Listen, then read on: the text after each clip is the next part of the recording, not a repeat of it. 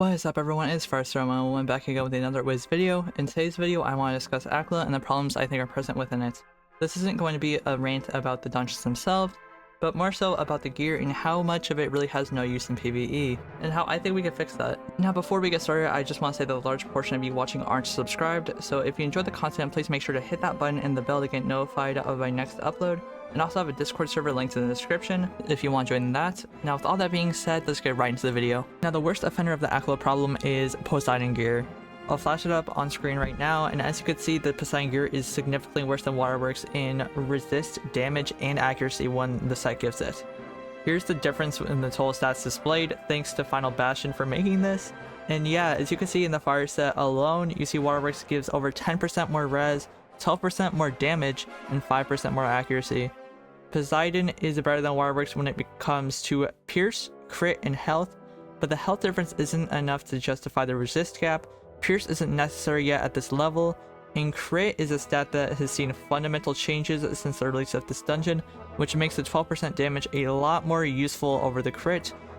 And power pips are actually kind of useful here, but compromising damage, resistance, and accuracy as fire would not be a good decision. Same goes with the other schools, to be honest. Considering this is a level 70 set and is at least presented as an upgrade, I feel like there should be some changes put into place to make it at least equal to Waterworks gear, if not a little better.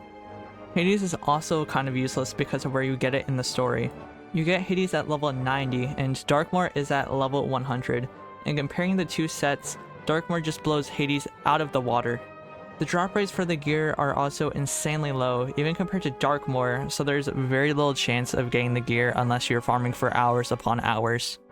One thing that can do to make these gear sets more useful is to change one of them or potentially both of them to make them better overall stat-wise with damage and res, as well as make the drop rates a whole lot better for Hades at least, because that is the most popular of the two sets. The main reason for wanting this change is something that I've already discussed in my Azteca video. Waterworks is becoming obsolete by the time you reach Azteca or later Arc 2.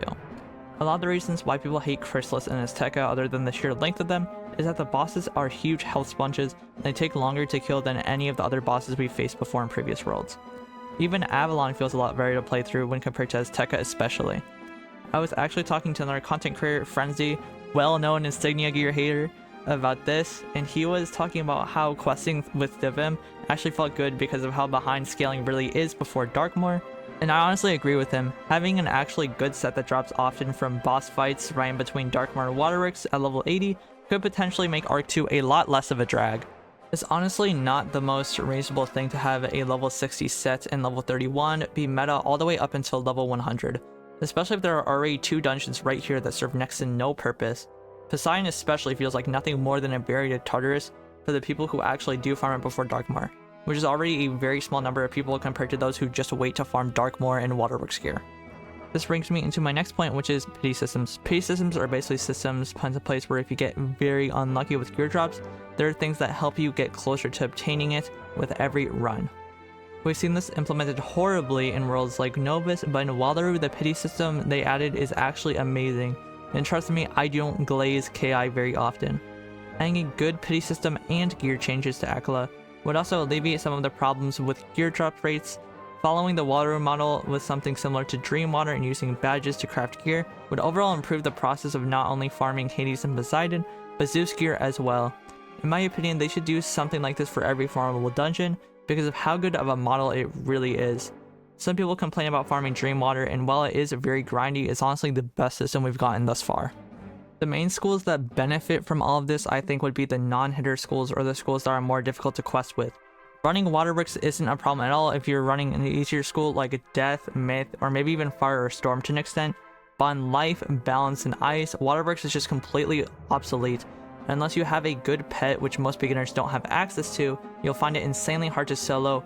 And in such a small community like Wiz, you're going to need to quest solo for most of the game unless you constantly want to wait on team up queues, which can take an excruciating amount of time to fill up honestly.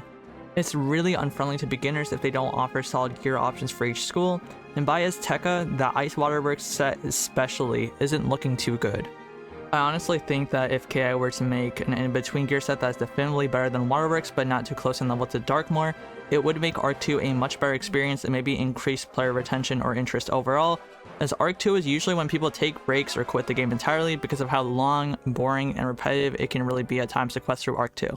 Maybe a wand upgrade before level 100 would be nice as well, so we're not using level 30 gear and we feel stronger than we are in Azteca and in Part 1 Khrysalis. The actual dungeons in Aquila are very well designed, and it's a shame that they don't have much use in the game, and how KI really doesn't like to touch older content a lot of the time, even if it's outdated and can be improved. Even if they don't want to change the stats or level brackets for the gear, it would be great if they made a good pity system and made drop rates better for Tartarus, as the Hades offensive set is actually decent stat-wise, unlike the Atlantea set. Mount Olympus is honestly the only dungeon in Aquila worth farming for right now because it's shorter than the other two, has better drop rates, and gives good gear for the level brackets it represents. Even outside the level 30 brackets, Mount Olympus gives good ranks and things at level 90 with their secret boss. Atlantea also has a good secret boss that drops master amulets, which you need to do raids like Crying Sky, but reflects very poorly on the dungeon if the only good gear drop comes from a secret boss, which you're not going to complete completing the main dungeon, and also you're not even going to use the mastery amulets until max level, most likely with Arch Mastery. The secret boss overall is a good part of Atlantea though. It drops the amulets often, and I actually got a Myth Mastery amulet on my fire so I could run 5th 1 and 2 on Crying Sky, so I gotta give them that at least. Overall, the main problem of Aquila and Wiz is wasted potential. KI has these great dungeons that they designed years back that are insanely underutilized because of the gear they drop and abysmal drop rates of certain gear sets. I've seen on KI Lives that KI wants to implement something where it's easier to obtain good gear at these lower levels, and maybe these dungeons could be just a place for that. Making either Atlantea or Tartarus a level 80 dungeon with a good gear set would not only make these two dungeons more alive in team up, but also alleviate some of the problems of Azteca and Khrysalis being a slog to quest through. I'm saying this as someone who actually loves Khrysalis too, by the way, but there definitely needs to be some gear that's better than Waterworks by the time you reach level 90, and it has to have some decent drop rates or at least a pity system so you get closer with every run. And as I've said before, the schools that are most affected by Waterworks falling off in latter Arc 2 are the ones lesser known for their abilities as hitters, and in my opinion, they could benefit the most from gear changes in Aquila, whether it just be stat and level changes or better systems in place to obtain Hades gear. And I think that they would make Arc 2 a lot better for schools that are less known for hitting, like maybe Ice or Balance. With all that being said, I hope y'all enjoyed the video. I'm sorry for posting this video a bit later than I would have hoped. I've been busy with work and completing the Crying Sky raid. I will be posting a video going over what I've learned from my runs on this Crying Sky raid and my thoughts on the raid as a new raider later this week. I might also post the full VOD of the winning run unlisted on my channel with the link in the description of that video, so stay tuned for that. And as always, I hope y'all have a wonderful rest of your day, and I'll see y'all in the next one. Peace.